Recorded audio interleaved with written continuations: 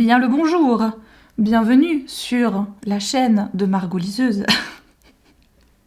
Si j'ai l'air complètement défaite, ce n'est pas qu'une impression, ce n'est pas qu'une illusion. C'est que c'est vraiment le cas. Aujourd'hui était une grosse journée. Elle n'est pas terminée d'ailleurs, bah non, ce serait beaucoup trop simple. Vous savez, chez moi c'est tout ou rien, c'est soit les jeudis farniente au total à part ma lessive, et that's it, tu vois. Soit j'ai décidé que j'allais te retourner la baraque, faire tous mes rendez-vous, mes machins, mes trucs, bim, ce jour-là. Cette semaine, j'ai été très inspirée et très courageuse, j'ai pris le téléphone. C'est vous dire à quel point j'ai été courageuse. J'ai pris le téléphone pour appeler 2 rendez-vous médicaux, pas pour moi. J'ai donc appelé le dentiste pour Alice, pour son contrôle annuel, et j'ai appelé le vétérinaire. Oh my god, ce chat n'a jamais été chez le véto depuis qu'elle a été stérilisée il y a plus de 10 ans, je pense. Mira est un chat facile, nous avons beaucoup de chance, c'est un chat de ferme qui n'a jamais rencontré vraiment de gros soucis, qui ne s'est jamais blessé. Ce chat, et je sais pas, il est en béton, tu vois, ce truc. Mais depuis la fin de l'année, on a remarqué qu'au niveau du bas du ventre, elle avait une sorte de boule. Voilà, alors moi j'ai pensé à un kyste, en effet, un truc du style, mais forcément tu penses aussi à d'autres choses, tu vois, un peu moins fun et juste un kyste, tu vois, bien qu'un kyste c'est pas très fun, hein, bref. Donc là j'étais motivée et tout, j'ai appelé le veto, j'ai eu un rendez-vous aujourd'hui à 13h30, j'ai dit allez, let's go, et très bonne nouvelle, voilà, c'est probablement en effet qu'une simple petite masse graisseuse, pas de grande inquiétude à surveiller, cela dit, parce que si l'état de santé du chat se dégrade, si son humeur, son énergie, sa façon de manger change, si la taille de la grosseur de la boule évolue, là voilà, faut qu'on s'inquiète, il faut qu'on retéléphone, il faut qu'on repasse. Mais au-delà de ça, tout va bien. J'avais aussi parfois un peu souci parce qu'elle a souvent les yeux qui pleurent un petit peu. Et la vétérinaire m'a tout de suite rassurée en me disant non mais rien d'inquiétant là non plus, c'est un chat aux yeux clairs. Et tout simplement, ils ont les yeux plus sensibles, donc bah voilà, ça arrive que ça pleure, mais non, ils sont propres, ils sont nickel, donc il n'y a rien à signaler à ce niveau-là. On a vite fait un petit vermifuge et un antiparasite, histoire de, tu vois, comme elle sort quand même et tout. Elle m'a dit, il peut y avoir un petit peu de ça, et c'est un peu être embêtant à différents degrés pour elle. Et voilà! Mais avant de poursuivre avec la vidéo, permettez-moi de vous présenter le partenaire de la vidéo du jour. Et il s'agit encore une fois de la marque de parfums et de bougies d'ambiance, Ava et May. Ouh, j'ai trop hâte. Dans mon colis, il y avait le diffuseur de parfum Barcelone, dans la gamme Espagne, que j'ai déjà pu tester en petit galet pour la voiture et que j'aime beaucoup, donc je me réjouis de tester cette version-là. Ça, je pense que ça va être une de mes préférées, vu que j'ai reçu l'énorme, la gigantesque Norvège dans la gamme Scandinavie. Et celle-ci aussi, j'avais déjà pu tester cette senteur grâce à un diffuseur de parfum cette fois. Et pour finir, ce qui nous intéresse le plus, c'est le petit nouveau dans la collection du Club Noé, qui est le 0.3. Je vais commencer par ce que je connais déjà, c'est-à-dire le diffuseur de parfum Barcelone, dans la gamme Espagne, où là on aura un subtil mélange de jasmin, sucre candi et framboise. Moi qui aime particulièrement le jasmin, je sens principalement ça dans le mélange de senteurs. Je trouve qu'à chaque fois les mélanges sont bien dosés parce que c'est jamais entêtant, ça te donne jamais la nausée ou un mal de tête, ce qui franchement est très agréable. Pour la Norvège, on sera donc sur un mélange muguet, musc et ambre. Ah, ça sent très bon. Alors évidemment qu'une grosse bougie comme ça, je privilégierais de la mettre dans une très grande pièce, histoire que ça embaume vraiment un grand espace et non pas une petite pièce. Et donc pour moi, la grande nouveauté de ce colis, c'était la fameuse Club Noé. Oh!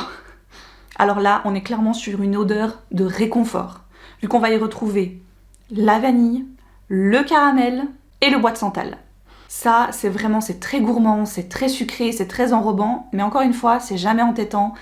Ça peut vraiment te glisser, tu sais, dans une ambiance très cosy, très cocooning. Encore une fois, merci beaucoup à la marque Ava et May, déjà pour l'envoi de tous ces produits, et bien évidemment de sponsoriser cette vidéo. Si vous aussi, vous avez envie de découvrir la marque, de vous faire plaisir avec des grosses bougies, avec des diffuseurs de parfum, je vous laisse le code promo qui se trouve juste ici, Big Livre, parce que bien évidemment, quand on est en train de lire des livres, on a besoin de bougies. Voilà, j'ai envie qu'on le dise tous ensemble, merci beaucoup.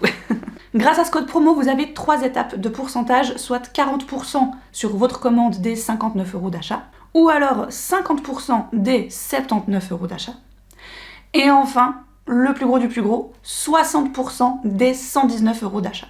Comme d'habitude, le code promo n'est pas disponible sur les offres déjà en cours, sur les mini bougies et les cartes cadeaux. Bien évidemment, tout sera indiqué à l'écrit en barre d'infos, n'hésitez pas à aller faire un tour sur le site de la marque Ava & May. Et de mon côté, je vous laisse avec la suite de la vidéo.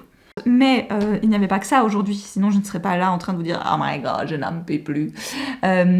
Aujourd'hui, j'ai été voir, enfin, nous avons trouvé un moment pour que j'aille voir mon neveu, ou slash le fils de ma meilleure amie qui a accouché, là, voilà, donc moi je suis la marraine de sa plus grande fille, et là, bébé numéro 2 est arrivé, donc je suis trop contente, et ça fait 3 semaines, et j'avais toujours pas pu aller le voir, donc j'étais un peu genre, mais quand est-ce que ça va, tu vois. Donc on a enfin trouvé le temps un petit peu ce matin pour que j'aille leur rendre visite. J'ai profité que j'étais sur le trajet pour y aller. Je me suis arrêtée justement chez la dentiste. Enfin, tu vas chez le dentiste avec ton enfant tous les ans, en effet, pour le contrôle, etc., pour être sûr que tout va bien.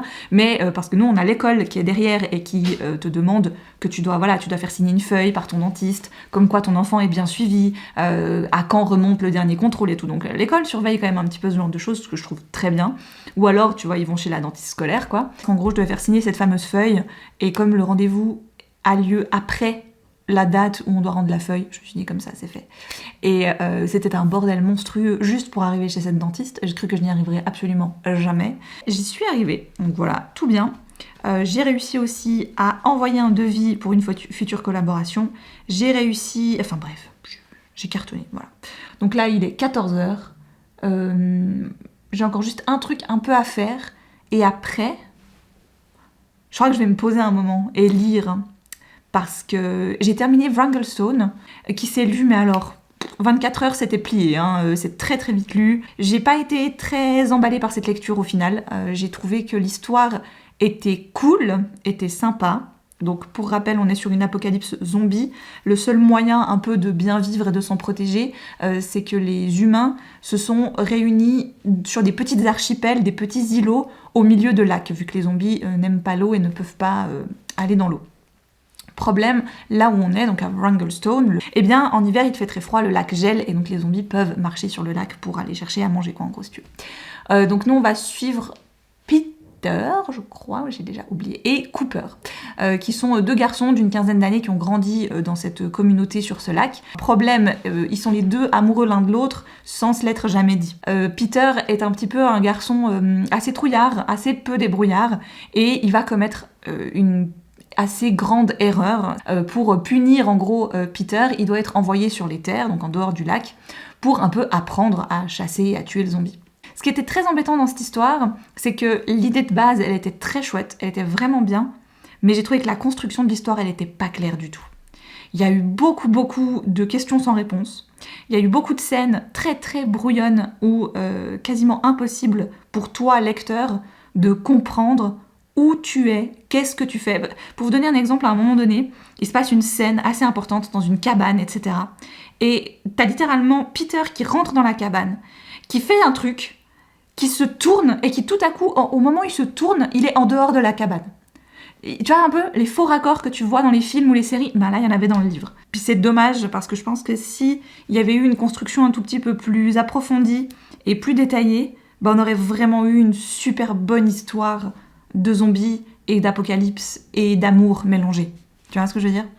Donc voilà, un petit peu dommage. Mais écoutez, j'ai décidé d'aller vers quelque chose de très sûr, dans lequel je sais que la qualité de l'écriture et de l'ouvrage, elle sera là. Après, j'espère que l'histoire sera peut-être un tout petit peu plus prenante que le tome 1, que j'avais pourtant bien aimé, mais que j'avais trouvé très lente. Là, en l'occurrence, je suis en train de lire La fille dans la tour. C'est la fameuse trilogie de Catherine Arden. Là, c'est le 2e tome. Si vous aimez tout ce qui est folklore, mythologie russe, contes et légendes, etc., vous allez être servi. C'est un pur délice comment Catherine Arden décrit tout ça, écrit ses personnages, te raconte une histoire. Tu es vraiment sur quelqu'un qui a un peu ce talent de conteuse et ça se ressent dans sa plume. Voilà, c'est tout ce que j'en dis là pour l'instant. Dans le tome 1, pour vous rappeler, resituer rapidement, on est sur une assez grosse guerre, on peut le dire, de différentes croyances. Il y a à la fois la chrétienté qui arrive et qui veut prendre de plus en plus de place avec des prêtres et des gens qui sont dépêchés dans des plus petits villages pour voilà, répandre leurs bonnes paroles, on va dire. Et puis, dans un des villages où on va s'arrêter, on va rencontrer Vassia, qui est une jeune fille dont sa mère est décédée. Son père s'est remarié avec une autre femme. Et cette nouvelle femme, elle déteste sa belle-fille, parce que pour elle, sa belle-fille, c'est vraiment un de ces personnages, un petit peu comme Arya dans Game of Thrones. Vous voyez, c'est une tête brûlée. Tu sens que c'est un personnage que la belle-mère n'arrive pas à contrôler et ça l'énerve beaucoup. Mais il y a quelque chose de vraiment bizarre chez cette fille. Elle parle souvent toute seule, on a l'impression qu'elle voit des choses et en effet, c'est vrai. Vassia a cette possibilité, a ce don. Elle est très très rattachée au petit peuple, elle est très rattachée à l'ancien folklore et aux anciennes croyances russes. Et c'est ce qui fait qu'elle va détester sa belle-mère, elle va détester le prêtre qui va s'installer et il va y avoir beaucoup de conflits entre les deux côtés, les deux parties. Et puis il y aurait cette fameuse légende d'une sorte de déité liée à l'hiver, qui est très importante et qui va prendre énormément de place dans l'histoire. Et c'était vraiment très beau, vraiment, si vous cherchez quelque chose de très bien écrit, de très... bref, moi j'ai vraiment été conquise. Et on m'avait prévenu, on m'avait dit, tu verras, si tu as trouvé que le tome 1 était un petit peu plus lent, le 2 devrait te réconcilier avec tout ça. Donc écoutez, ça tombe bien, j'avais de toute façon déjà la trilogie en ma possession. Donc, je me suis lancée là-dedans et pour l'instant, je passe un excellent moment. Donc, je pense que je vais aller faire ça et voir si j'arrive à me faire pardonner de mon chat de l'avoir mise dans sa caisse, qui a détesté ça, évidemment. Mais quel chat aime ça? Je ne sais pas. Je vais aller faire ça et me faire un café, tiens.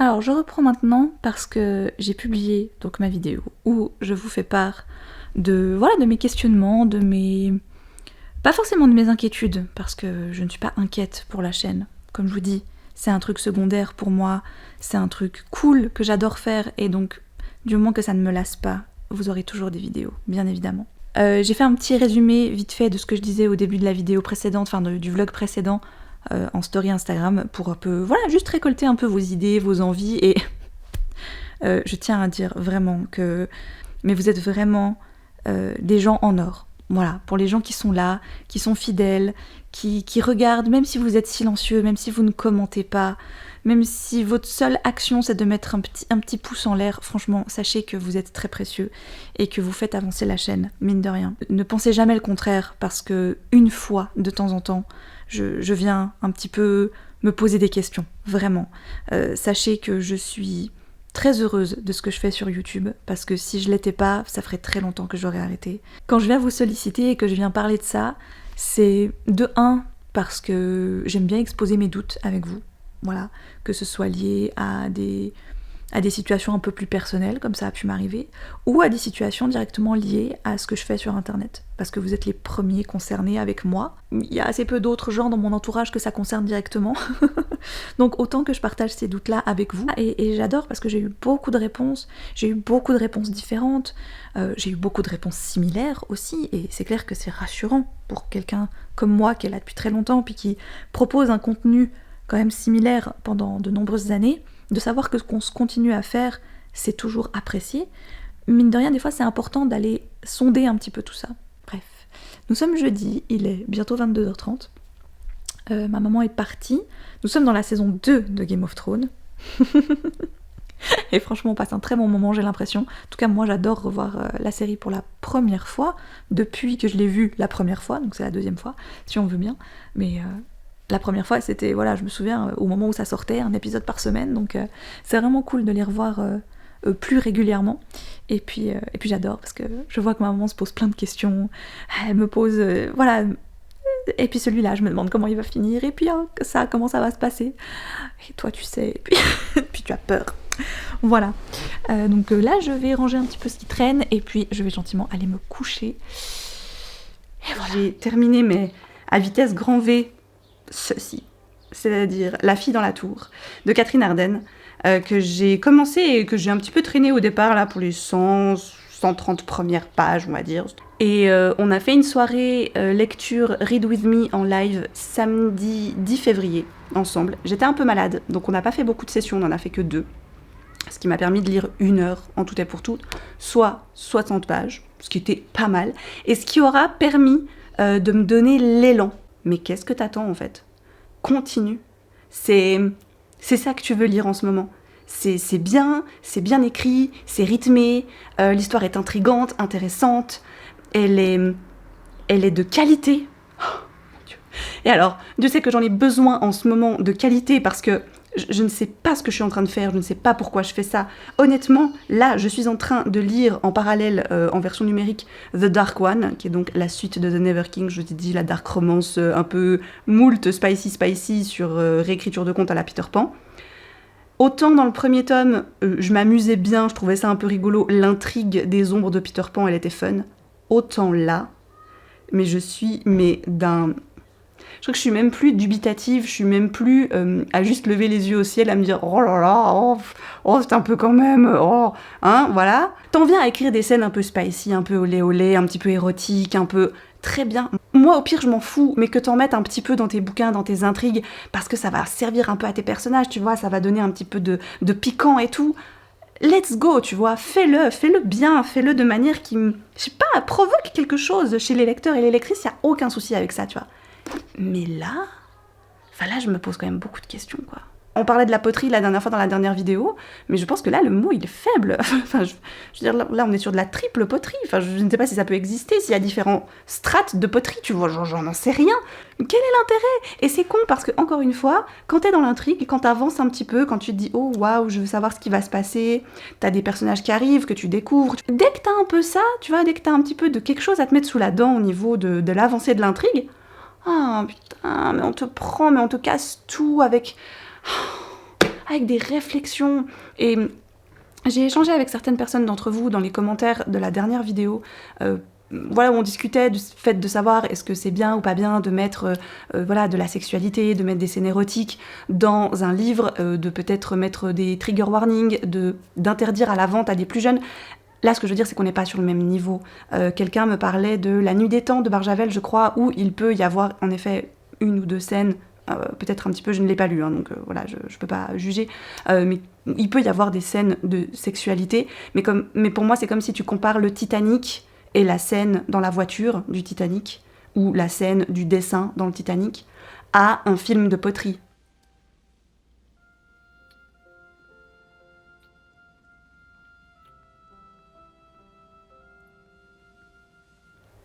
Je veux dire, les deux ne sont pas comparables, tu vois. Bien sûr que les scènes de sexe ne me dérangent pas et que même potentiellement, tu vois, à un certain public, si tu expliques, si toi t'es à côté, enfin tu vois, moi j'ai pas regardé Titanic toute seule de mon côté, j'étais avec mes parents et tout, il y avait quand même un côté un peu explicatif au cas où, tu vois, si tout à coup je me posais des questions et tout. Mais encore une fois, je dis, c'est comme si on comparait ce genre de film-là à des films de poterie. Pour moi, c'est radicalement différent, tu vois. Tu peux pas comparer ce genre de littérature-là, c'est vraiment 2 types de littérature différentes. Dans l'une, c'est une bonne histoire dans laquelle on a décidé d'introduire quelques scènes un petit peu de sexe et érotique. Et au pire, ça matche très bien avec l'histoire et ça n'a absolument rien de dérangeant. Et dans l'autre, on a clairement une intrigue, un fil rouge, qui est mais juste noyé sous les scènes spicy, sexy, olé olé. Enfin, non mais là, je peux même pas parler dans ces termes-là. C'est au-delà de ça. Enfin, je sais pas. Je pense que vous vous rendez pas compte si vous ne l'avez pas lu, mais on est vraiment sur un niveau de dégradation de la femme, de l'image que la femme, elle se fait d'elle-même, parce que on a un personnage féminin qui visiblement recherche ça, tu vois, recherche l'attention, recherche la domination, recherche d'appartenir et d'obéir à des hommes.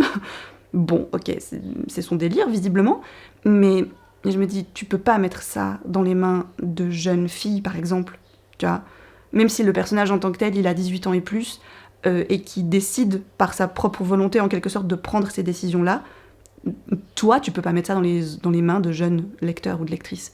Donc bref, j'en reviens à quelque chose de quand même beaucoup plus intéressant et de meilleure qualité. La fille dans la tour. Je rappelle, si vous lisez The Never King ou The Dark One, ou enfin bref, cette trilogie sur Peter Pan, et que vous avez aimé, et que c'est votre truc, perso, je ne vous juge pas. Je juge le livre que moi, je trouve pas bon. Mais c'est mon avis sur la question. Moi, je le trouve pas terrible. Et voilà, that's it. Tout comme j'avais trouvé que le premier tome de la trilogie Nuit d'hiver de Catherine Arden était lent. Là, oh mon Dieu, je crois que je lui ai mis 18 sur 20, là. Enfin, celui-ci, il est incroyable. Il est génial de bout en bout, que ce soit avec les personnages. Donc oui, même si vous n'avez que très moyennement aimé L'ours et le rossignol, qui est le premier tome, ne vous arrêtez pas à ça. Je sais que j'ai dit pareil pour Un palais d'épines et de ronces, où j'ai dit le premier tome était vraiment nul, du coup j'ai pas continué, alors que tout le monde m'a dit que la suite était géniale. Je donne pas sa chance au tome 2 de ACOTAR, à la suite de ACOTAR. Peut-être aussi parce que la série est surcotée et je la vois partout, donc ça ne me donne aucunement envie de continuer de la voir partout.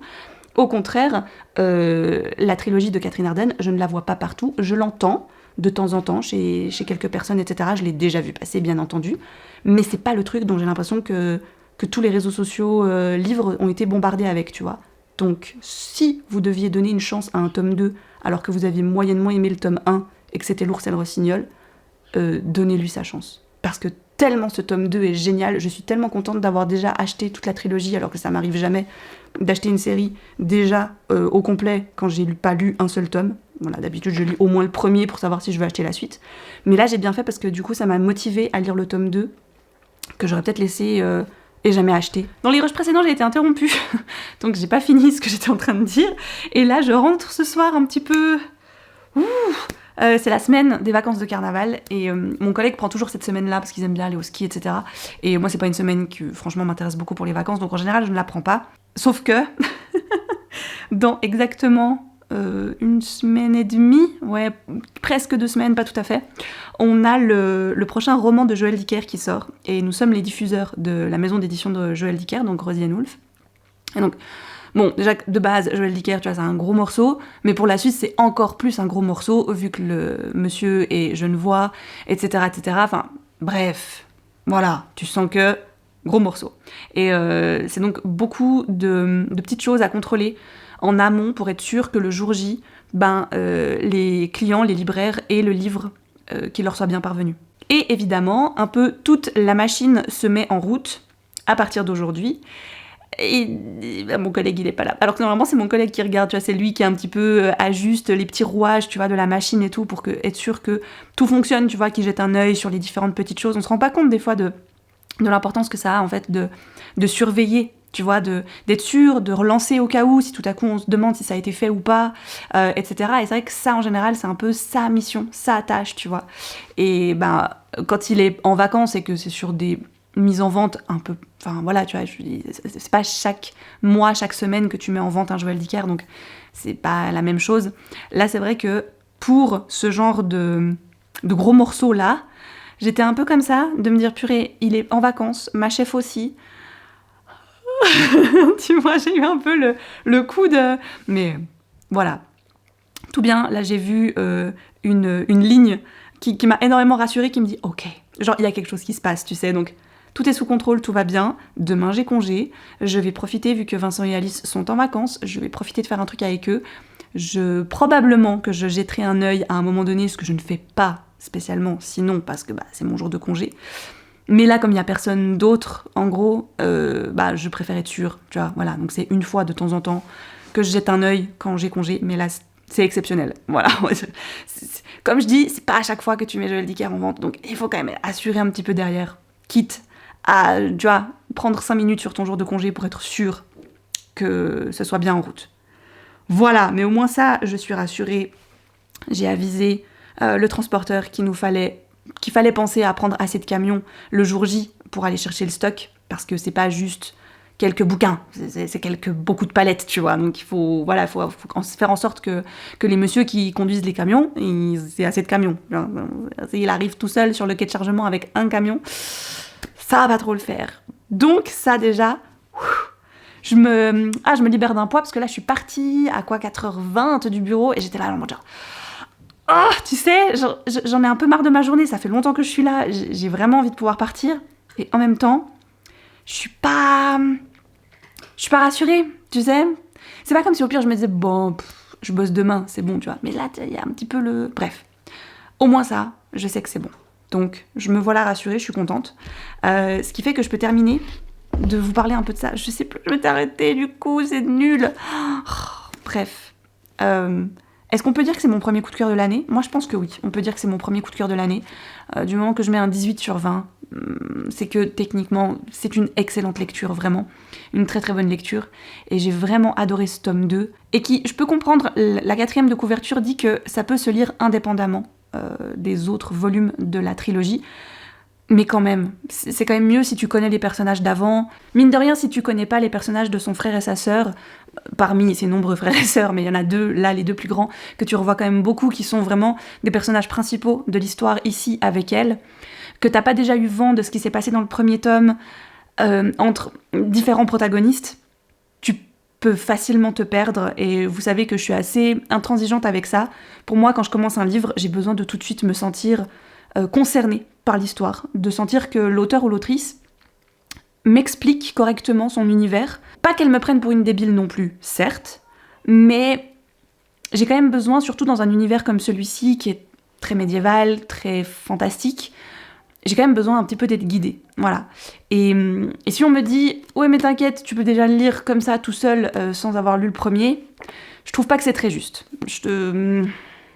Moi, je m'y risquerais pas, c'est quand même un tome 2, ça se passe après, il y a des choses qui sont passées avant. J'ai déjà été déçue par ça, ou ça peut être des tomes qui se lisent indépendamment, où je les ai lus, où j'ai en tout cas essayé de commencer, et où ça ne l'a pas fait parce que justement, j'avais pas les infos qui avaient été données précédemment. Et où ça me perdait, parce que techniquement, c'est important quand même ce qui se passe avant.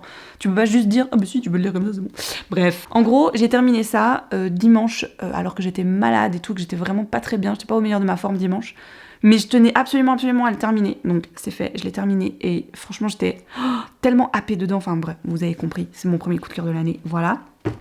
Après ça, j'étais un peu perdue sur mon canapé, en mode, bon, tu sais, quand tu te sens orpheline d'un livre, quoi, tu vois, quand il t'a tellement remué que tu te dis, puis maintenant, je fais quoi de ma vie, tu sais, un peu. Ben voilà, j'en étais là, à la fin de La fille dans la tour.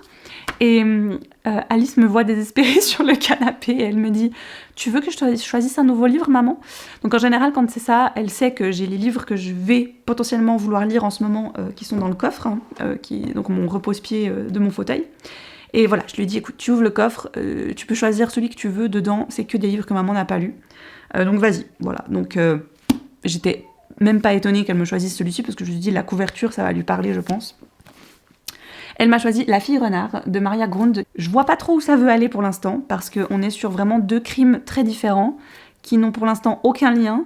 2 enquêtrices qui ne se connaissent pas, car l'une va perdre son coéquipier qui part à la retraite, et qui va en récupérer une nouvelle, qui débarque complètement dans cette ville-là. Et en gros, les 2 meurtres n'ont aucun lien l'un avec l'autre. Même un, on soupçonnerait que ce soit un suicide. L'autre, c'est une vieille dame qui a été assassinée probablement pour son argent, mais on n'a pas plus d'infos. Je cherche encore à comprendre. Vous savez que les 2 derniers polars un peu nordiques que j'ai essayé de lire cet hiver, ça a été un flop total. Voilà. Donc celui-ci, j'aimerais bien que ça le fasse, n'est-ce pas ? Ça serait cool. On verra bien ce que ça va donner. J'en suis là. Ah, je suis toute retournée de ma lecture et je suis toute retournée de ma journée. Bref. Ou tu sais, c'est le genre de journée en plus où il s'est pas passé grand-chose. Parce que quand tu es dans l'attente, tu avances sur le reste, mais t'as toujours un petit côté de toi qui est là. Il faut quand même que tu surveilles ça, tu sais. Mais comme tu sais pas quand ça va te tomber dessus, quand quelque chose va apparaître quelque part, t'es un peu, tu sais... Est-ce que je peux vraiment me perdre 3 heures dans la rédaction de mon truc ou pas, tu vois ? Alors, bon, pour finir, je me suis quand même perdue 3 heures dans la rédaction de mon truc, parce que c'est vraiment une journée qui est passée à la fois très vite et très lentement. C'était trop bizarre.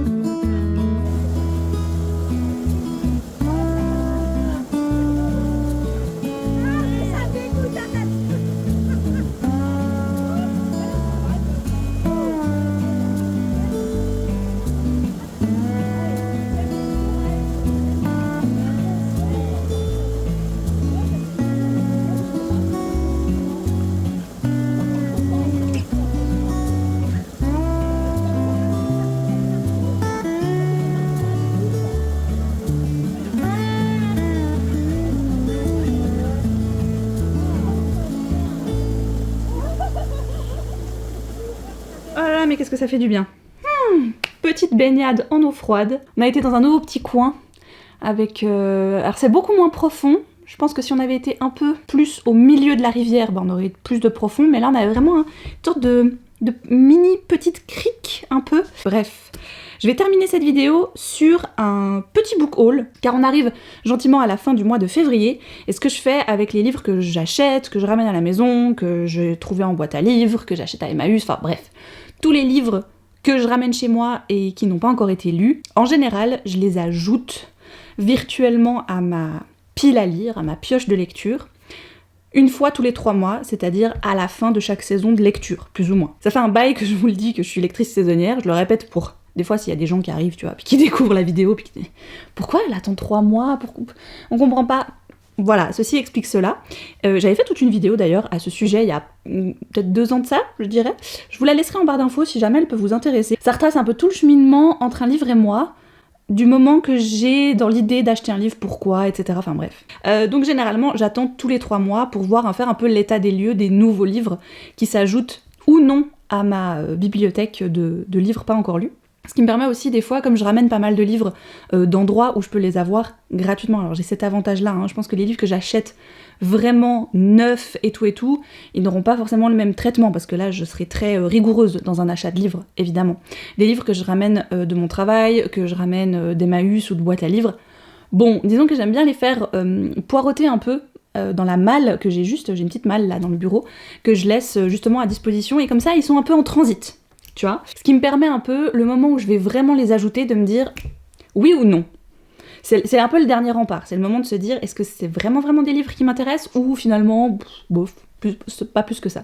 Bref, donc là, je suis très contente parce que en 3 mois, décembre, janvier, février, j'en ai pas ramené beaucoup. Non, des fois, la malle, elle déborde et je me dis mais... mon Dieu, comment tu peux ajouter 30 livres en 3 mois alors que tu n'en lis pas 30 en 3 mois Tandis que là, on est plus sur... J'ai lu plus de livres en 3 mois que ce que j'en ai ramené en 3 mois. Vous voyez où je veux en venir ? Donc gentiment, il y a un ratio qui s'établit et qui baisse. Mon cadeau de Noël, que Vincent m'a fait avec le double coffret de la duologie Ça, de Stephen King, parce que depuis que j'ai lu 22-11-63, le personnage qu'on y suivait s'arrête dans la petite ville de Derry, je crois. C'est la ville où se déroule l'action de Ça. J'ai pas du tout envie de voir les films, mais par contre je suis très curieuse de lire les bouquins, donc voilà ce qu'il m'a offert pour Noël. Celui-ci, je l'ai ramené du travail, c'est l'encyclopédie féerique d'Emily Wilde de Heather Fawcett. Je l'avais déjà repéré quand il était sorti en anglais, parce que le mélange entre romance et ambiance fantastique, plus que fantasy, là c'est ce qui vraiment pour moi est vraiment à différencier, c'est qu'on est sur une romance ennemi à amant, donc enemies to lover, comme on dit dans le jargon, n'est-ce pas ? Ce qui n'est pas trop ma tasse de thé, en règle générale, dans les romances, mais en l'occurrence, ce qui m'a un peu plus charmée ici, c'est plus que la romance, donc j'espère vraiment qu'il n'y a pas que ça qui prend de la place dans le bouquin, j'ai vraiment beaucoup d'espoir. On va rencontrer Emily Wilde au début du XXe siècle, qui est une grande universitaire qui part dans le nord de l'Angleterre faire une grande recherche sur des fées assez rares qui s'appellent les recluses. Et sauf qu'arrivée sur place, elle va faire la rencontre de son rival, un certain professeur qu'elle déteste, bien évidemment, et qui va devoir l'aider pour ses fameuses recherches fantastiques. Ce qui m'a tout de suite emballée, moi, c'est le côté encyclopédie féerique. Le fait qu'on s'inspire de ce genre d'univers-là, à la fois à moitié plausible, à moitié fantastique, ça me parle complètement. Les Disparus de Harrow Lake, c'est de Kat Ellis aux éditions Nathan. Alors Kat Ellis, je vous en ai déjà parlé parce que j'ai un autre livre d'elle que j'ai toujours pas lu. Ça fait un peu partie de ces thrillers horrifiques, mais young adulte.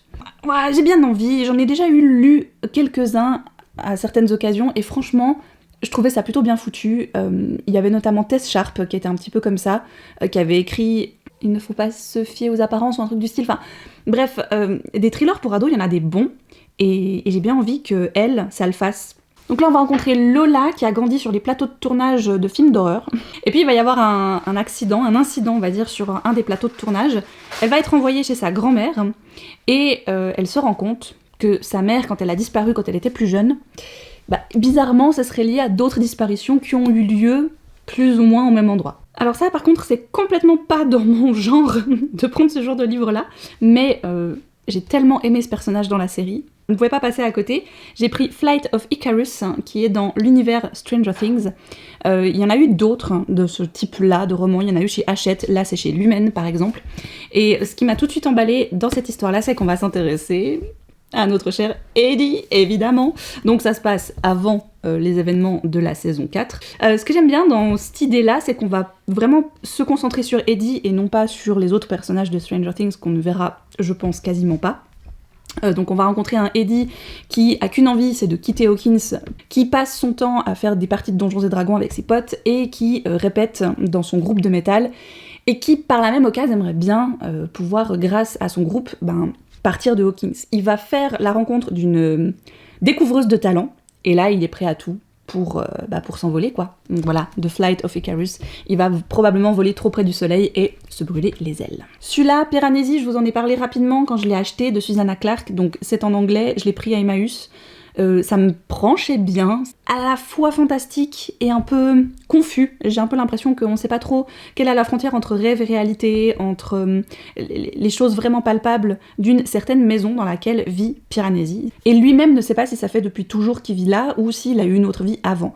Au bout d'un moment dans la maison, il va se rendre compte qu'il y a des choses qui bougent, qui sont pas pareilles, il y a du changement dans la maison, et ce qui pourrait laisser évoquer le fait qu'il y ait quelqu'un d'autre, tout à coup, qui soit venu vivre ici également.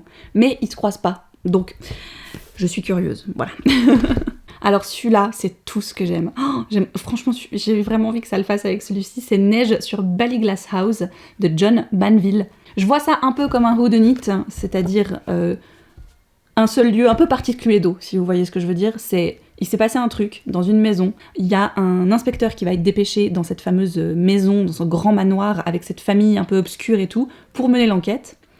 Et sauf que, bizarrement, les gens dans la maison sont pas trop chauds de l'aider, visiblement, cachent pas mal de mystérieux secrets. Et moi, alors, tu me mets ça. Le meurtre, il a eu lieu, je crois, dans la bibliothèque du manoir ou un truc du style. Enfin, bref. La neige, c'est bon. Là, limite, j'ai envie que l'hiver dure plus longtemps pour pouvoir encore le lire maintenant, tu sais. Celui-ci, j'ai très envie de le garder pour une vidéo un peu spéciale que je ferai à une occasion, peut-être cet été vu que le roman se passe pendant l'été. C'est La sorcière de Limbricht. C'est de Susanna Smith aux éditions Pocket. Alors c'est sorti chez Charleston en grand format et quand j'ai vu qu'il sortait en poche chez Pocket, je me suis dit que ça tombait plutôt bien. J'avais repéré déjà la couverture, le titre, je me suis dit oh waouh, une histoire de sorcière et tout. Enfin, tu vois, c'est un peu le genre de truc qui m'attire automatiquement. Puis ensuite j'ai lu le résumé, puis je me suis dit mais ça me rappelle quand même grandement quelque chose. Pour en avoir parlé avec quelques-uns d'entre vous sur Instagram en message privé, après l'avoir présenté là-bas, oui, le résumé fait totalement penser à Un bûcher sous la neige de Suzanne Fletcher.